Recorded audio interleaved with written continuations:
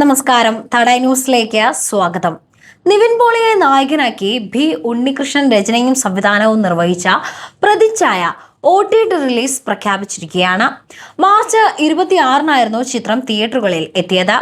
തിയേറ്ററിൽ മികച്ച പ്രശംസകൾ നേടിയ ചിത്രം 30 ദിവസങ്ങൾക്ക് ശേഷമാണ് OTT-യിൽ എത്തുന്നത്. കേരള രാഷ്ട്രീയത്തിന്റെ പശ്ചാത്തലത്തിൽ ഒരുങ്ങിയ ഈ ചിത്രത്തിൽ മുഖ്യമന്ത്രി വർഗീസായി എത്തിയ ബാലചന്ദ്ര മേനോന്റെ പ്രകടനം ഏറെ ശ്രദ്ധേയമായിരുന്നു.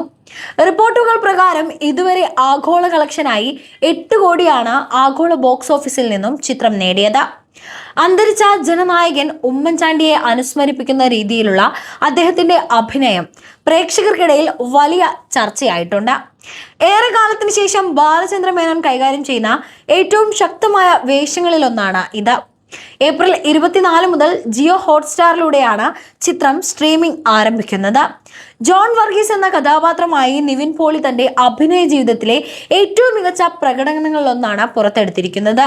നിവിൻ പോളിയുടെ ഏറ്റവും മികച്ച പ്രകടനം എന്ന് വിശേഷിപ്പിക്കാവുന്ന ഈ ചിത്രം അദ്ദേഹത്തിന്റെ കരിയറിലെ ഒരു നാഴികക്കല്ലായി മാറിയിരിക്കുകയാണ്. അച്ഛനും മകനും തമ്മിലുള്ള വൈകാരിക രംഗങ്ങളും ചിത്രത്തിന്റെ ഒരു വലിയ പ്ലസ് പോയിന്റ് തന്നെയാണ്. ബി ഉണ്ണികൃഷ്ണൻ എന്ന എഴുത്തുകാരന്റെയും സംവിധായകന്റെയും ശക്തമായ തിരിച്ചുവരവ് കൂടിയാണ് പ്രതിച്ഛായ.